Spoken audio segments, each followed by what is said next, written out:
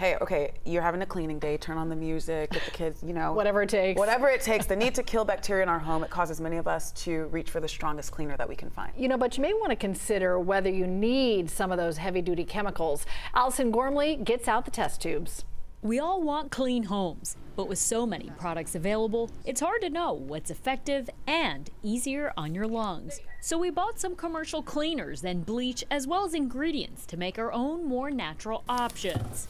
The first solution, equal parts vinegar and distilled water with drops of essential oils for scent. The other, a 1/4 cup rubbing alcohol, 1/2 teaspoon of Castile soap, and distilled water.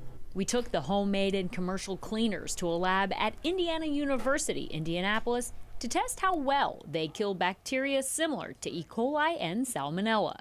We put the bacteria on a hard surface, like your countertop. We then sprayed it with a cleaner and wiped it down to try to get rid of that bacteria. Dr. Jay Vornhagen, an assistant professor of microbiology, and his team then measured how much bacteria was left behind. What they found might surprise you. They were all efficacious in getting rid of this bacteria. His numbers showed each product knocked out more than 99% of the bacteria. However, Dr. Vornhagen said you may want to consider how you're using each product. For example, if you're cleaning kids' toys, pet products, or working near food, vinegar and Castile soap are safer to ingest. On the flip side, bleach can also serve a purpose. If you were working with a high contamination surface, like a toilet or maybe a shower, some of those stronger cleaners are definitely appropriate. The team also tested one more product against the bacteria, plain old water.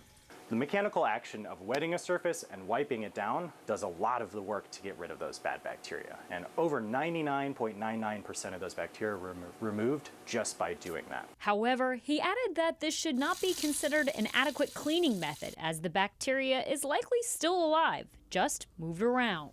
Information to help clear up your next cleanup. You don't want to just move it around. Those products, by the way, were not tested for how well they kill viruses because the lab isn't set up for that. However, Dr. Vornhagen says that a lot of solutions should work because killing mechanisms are really the same.